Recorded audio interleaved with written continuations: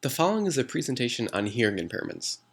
Hearing impairment is defined by IDEA as an impairment in hearing, whether permanent or fluctuating, that adversely affects a child's educational performance.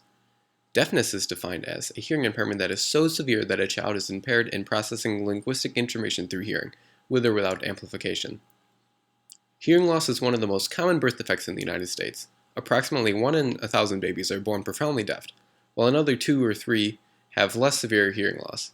In 2014, the federal government reported 0.15% of the student population as those whose primary disability is related to their hearing.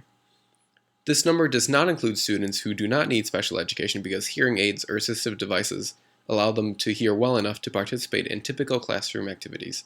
This also does not include the nearly 25% of deaf and hard of hearing students who have additional disabilities and are not counted in the federal deafness or hard of hearing. Medical doctors usually diagnose this disability before a child starts schools, but you should watch out for signs of hearing impairment and make medical referrals. Some signs and symptoms include muffled of speech or other sounds, difficulty understanding words, especially against background noise or in a large crowd, frequently asking others to speak more slowly, clearly, and loudly, withdrawal from conversations. Genetic factors are considered the cause of over half the incidence of congenital hearing loss in students. Prelingually deaf individuals are born deaf or become deaf before they learn to speak. Postlingually deaf individuals have severe hearing loss that occurs after they have learned to speak and understand language. Many are able to retain their abilities to communicate orally to others. There are 4 major types of hearing loss that are categorized by this site of the disorder in the auditory system. These include conductive hearing loss, is caused by damage or obstruction in the external or middle ear that disrupts the effective passage or conduction of sound through those chambers. Sensorineural hearing loss is caused by damage to the inner ear or auditory nerve that transmits impulses to the brains and tends to be more severe and permanent. Mixed hearing loss is a combination of both of the previous mentioned hearing losses, and central hearing disorders are a result of disorders or dysfunctions in the central auditory system between the brainstem and the auditory cortex in the brain. Some potential treatments include removing wax blockage, surgical procedures, hearing aid, and cochlear implants. Unlike a hearing aid that amplifies sound and directs it into your ear canal, a cochlear implant bypasses damaged or non-working parts of your inner ear and directly stimulates the hearing nerve. Teachers cannot make judgments about the accommodations and services needed based on a student's amount or type of hearing loss. Hearing impairment can cause problems in communication, academic achievement, and speech ability. Students with hearing impairments can have problems relating to their peers.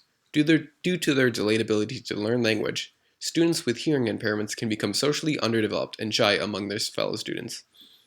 Hearing impairments in students can make teaching difficult, considering verbal communication is used overwhelmingly as a delivery system of choice in schools.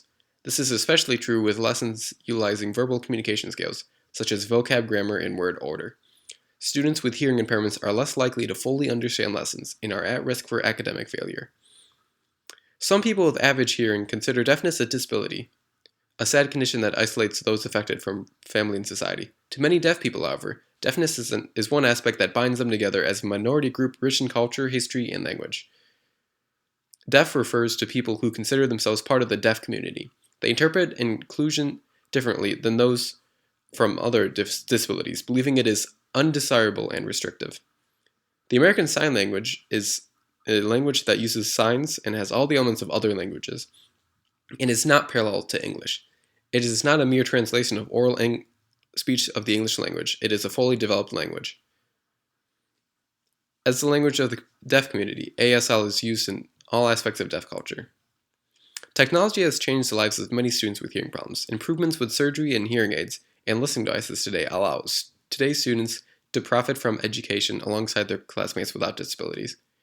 Some examples include hearing aids, assistive technology devices, signaling systems, smoke alarms with strobe lights, closed captioning on videotapes and TV, computer-generated speech output. Cochlear implants, although not a cure for deafness, may help individuals with profound hearing loss. They remain controversial in the deaf community, where deafness is accepted and celebrated, and ASL remains the preferred mode of communication. The Tech Act maintains that IEP teams must consider what device the student needs to receive FAPE. Making a student/technology match is usually the responsibility of an AT evaluation team, which includes the general IEP team and related specialists. Training is another part of AT services. Training should be provided to students or users of their devices, their families, and professionals such as classroom teachers, speech/language pathologists, and OT. They must be trained to know how the devices work, how to integrate when working with students, how to troubleshoot. Teachers must also consider how to design instruction to maximize the effectiveness of AT. They must also consider the environmental requirements for the device, such as whether they produce distracting sounds. Teachers must de-emphasize learning done solely through verbal means and use visual methods too. Caption videos, articulate speech reading, and visual cues can help get the lessons across more effectively. Additionally, assistive note-takers, favorable seating near the front of the class for speech reading, the use of an interpreter, and overall an emphasis on alternative communication methods by teacher and peers can help students learn more efficiently.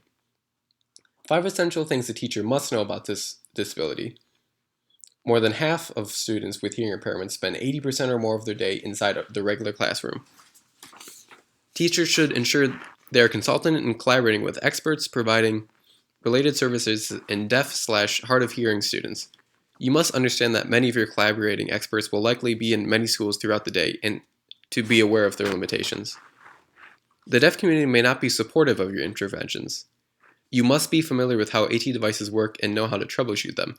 You should also be aware of how background noise in the classroom impacts how the device works. It is important to note that the academic and social issues caused by hearing impairment can compound upon one another and cause distress if not accounted for. Encourage students to use whatever residual hearing they have to the maximum extent possible, even if visual methods of communication are preferred. Students who are deaf or hard of hearing need help activating background knowledge. One way to help is asking students to write down everything they know about the topic for 1 minute. Because these students have more trouble with phonetics, you should provide direct instruction on sight words, root words, prefix and suffixes, and other elements of literature.